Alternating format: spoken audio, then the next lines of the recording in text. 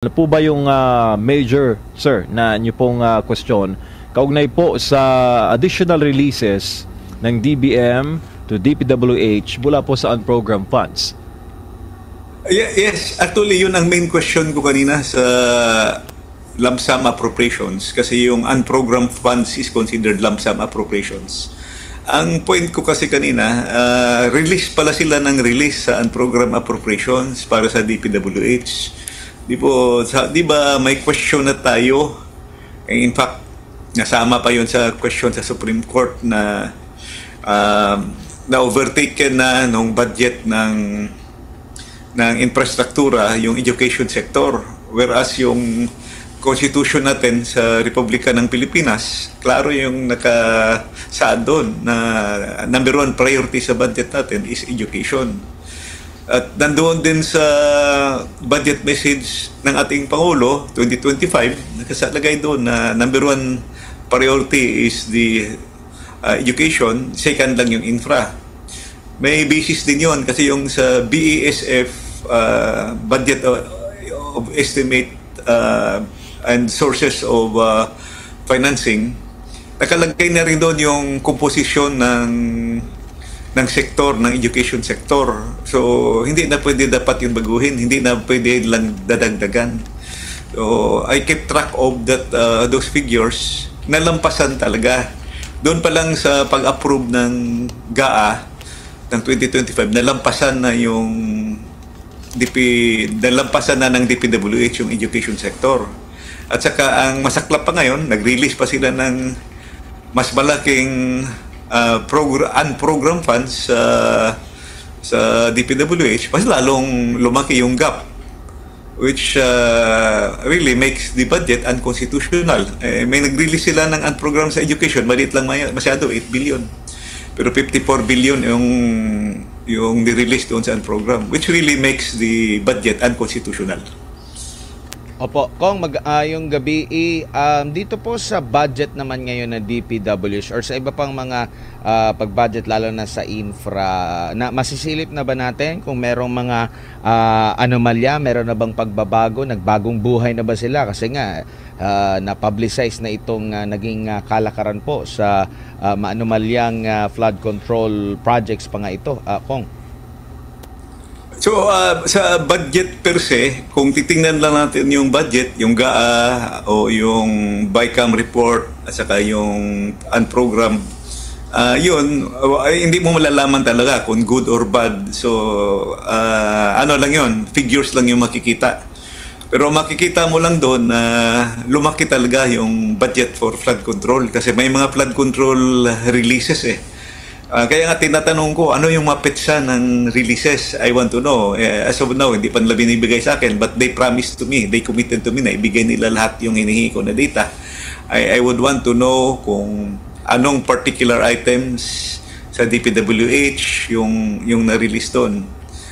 Anong petsa at saka kung kailan yun, kailan, petsa kailan na-release. I want to know kasi, di ba 2025 na election tayo? Aside from election, merong impeachment kay VP. So gusto kong malaman kung kailan ni-release yung unprogrammed appropriations. Kasi dapat technically, yung unprogrammed appropriations, ma-release lang yun kung may excess income ka. Ma-release lang yun kung may other sources of income ka or utang, loans. So most likely, loans yung source nila. Bakit kung nag-loan ka, bakit mauna mo pang i-release yung unprogrammed kaysa program? So kung may loan ka, unahin mong i-release yung program funds kaysa unprogrammed. So here you will see the expansion of DPWH funds. Hindi lang doon sa program fund na saga, nag-expand pa siya pagdating sa unprogrammed. Yun ang question ko. With that additional funds, mas lumaki na ngayon yung budget. Nalampasan na talaga yung budget for education sector. Opo, doon po sa na-question nyo rin, kasi yung mga key projects ng kasalukuyang administrasyon or yung mga foreign funded na mga proyekto na hindi nalalaanan ng pondo na counterpart, kamusta na po ito for 2026 naman po? Tuloy pa rin po ba na wala tayong counterpart? Yun talaga dumaan sa masusing pag-aaral kumpara dito sa mga in-insert lang na mga proyekto sa flood control po na mas nagiging priority nitong nakalipas na mga pag-budget? Yes, tama yun, Anbar, no? Yung mga foreign assisted projects, dumaan talaga yun sa master planning, dumaan yun sa project feasibility study. Very comprehensive ang feasibility study yun. At saka, hindi lang yung NEDA o DepDev ang infrastructure, ICC, no? Infrastructure Coordinating Committee ang nag-evaluate noon. Ine-evaluate pa yan ng foreign creditors. So, pupunta dito yung evaluation team, binabantayan nila yan. At saka yung implementation, mahirap talaga makalusot yung kalukuhan dyan kasi meron yung resident consultant yung ilalagay yung foreign creditor. So, closely monitored at saka yun yung funding natin ng big ticket projects. Bago nating chairperson ngayon, si Congresswoman Swansing, committed na wala under her watch, babantayan daw talaga niya na walang mangyayari ulit sa 2026. At saka idadagdag ko lang, Edmar at saka MJ, this time ang dami ng mata nakatingin, no? Marami ng mata nagbabantay, hindi lang congressman, hindi lang senador, yung private sector, civil society group, kayo sa media, social media, ang dami nagbabantay na ngayon. So, I think mahihirapan na yung mga palusot ngayong 2026. Opo, especially kung mga proyektong pinag-aralan kong, mukhang bokya na naman tayo sa Mindanao Railway Project. Tama ba, Kong? 2026? Alaus? It seems hindi funded na naman eh. Actually, maraming flagship project yung time ni former President Duterte na hindi na pinatuloy dito sa new administration. Ang problema nga dito sa new administration, wala kang makita masyadong flagship project kasi tinanggal yung budget sa FAPS. Nasa FAPS foreign assisted projects yung mga malalaking budget.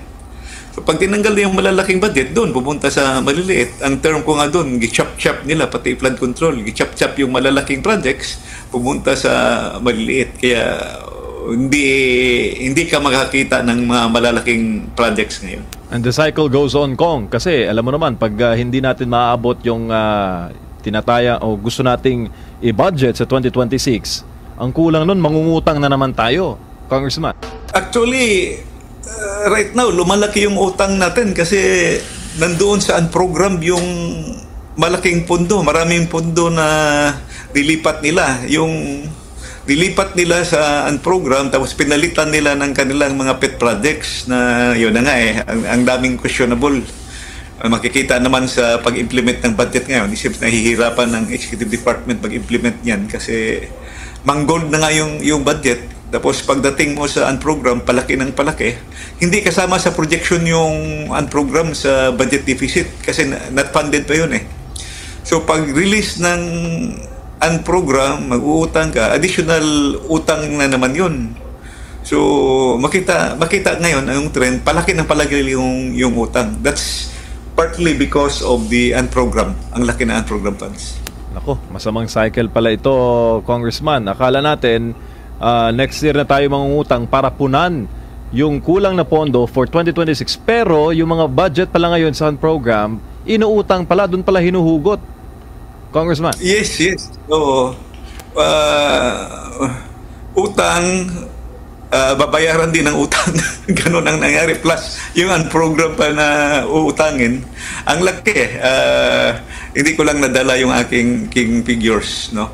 But palaki yung utang. Kailan ito hihinto? Kailan ito matatapos? Actually, kung wala lang yung questionable projects na na-insert, kung ang sinusunod lang natin yung Philippine Development Plan, kasi na yung budget natin. Ako, Congressman. Marami silang pinapasok na budget, tapos yung mga kalaban sa politika, tinatanggalan talaga nila ng budget. That happened in the past. So sana hindi na mangyari ngayon sa susunod na budget. Mangganda siguro kung pag-usapan natin yung anggulo ng utang detailed by detail sa susunod natin na panayam para ma-explain natin sa mga kababayan na yung mga unprogrammed appropriations na nire-release na hindi dapat sana nire-release kasi nga ito'y magmumula sa mga surplus, sa mga pondo, o sa mga pag-uutang ng pamahalaan. New sources of funds. New sources of funds. Napupunta doon sa mga proyekto na hindi naman dapat paglagakan. Siguro, Congressman, sa next episode, maganda, sir, na yan yung ating, para maintindihan ng taong bayan kung saan napupunta yung buwis. Sir, down to my last questions. Sa politika po, nababanggit na ngayon ang pangalang Martin Romualdez at Zaldico sa Senado. At meron pong security aide, si Congressman Ko, former Congressman, resigned Congressman, na nagsalita po doon sa mataas na kapulungan ng Kongreso. Sinabi rin po ni Congressman Pido Garbin na sakripisyo, more of a sacrifice ang ginawa ni former Congressman Ko upon his resignation. Ano sa inyo, sir, bilang an incumbent member of the 20th Congress, itong pagkakabanggit ngayon ng pangalang Zaldico at Martin Romualdez sa flood control anomaly na sinasabing itong dalawa ay paiimbestigahan ng DOJ o di kaya ng ICI? Actually, MJ, noon ko pa yan sinasabi na everybody's guilty here, yung lalo na yung members ng Bicameral Conference Committee. Pareho, both House and Senate, lalo na yung mga pumirma, yung head ng House, head ng Senate, lalo na yung head ng Appropriations at saka yung mga senior vice chairman. So, dapat mananagot sila. So, I need not mention names kung if they think they are innocent as they claim to be, harapin nila yung investigasyon. Wag naman magtatago. So, kailangan talaga. For me, unfair na yung Senado lang ang pinapangalanan, tapos pagdating naman dito sa counterpart, wala, hindi pinapangalanan. Dapat pangalanan na yan lahat kasi pumirma silang lahat Pati nga doon sa kung babalikan natin yung BICAM report, 28 blanks, pumirma sila. Bakit ka pumirma? May blanco. So, dapat noon pa lang, noong January pa lang, may red flag na yon. Binusisi na at tiningnan na kung bakit may mga blanco. So kung nakikita mo may mga blanco, automatic na yon. Mabalikan na sana na marami talagang maraming kababalaghan na ginawa. Yun lang paglipat sa program, nilipat sa program funds, yung automatic appropriations, dinagdagan, 14 special laws ang kanilang inaminda. So ang daming doon. Question. Pati yung PhilHealth, G0, hindi naman dapat yun. Obligasyon ng ating gobyerno na magbigay ng health services, ng universal health care sa ating mga kababayan. A lot of things need to be corrected, MJ and Edmar. Kong, last question. Naniniwala po ba kayo na walang alam Presidente sa issue ng insertions, sa issue ng unprogrammed funds, sa issue ng flood control kickbacks? Sir. Well, everybody has a role, no? Dapat lahat titingnan kung saan ang responsibility. Kasi para sa akin, yung DBM cannot really say na hindi sila kasama dyan kasi sila ang nag-release ng unprogrammed appropriations Usually, kung unprogrammed appropriations, doon mo na i-release sa dulo yan. Sa panahon namin noong araw, hindi namin pinapansin yung unprogram kasi walang pondo. Ilalabas mo lang yan pag may pondo na. Bakit nauna pa yan siya i-release? So, magdadoubt ka talaga yan. DBM is already the executive department. So, makikita mo, hindi lang to legislative, pati executive department may part dito. Opo. Congressman, dagang salamat sa imong paguban kanamo nining taknaa sa kagabion. Sa ulitin po, sa sunod nga higayon, dagang salamat. Next time ulit, Kong.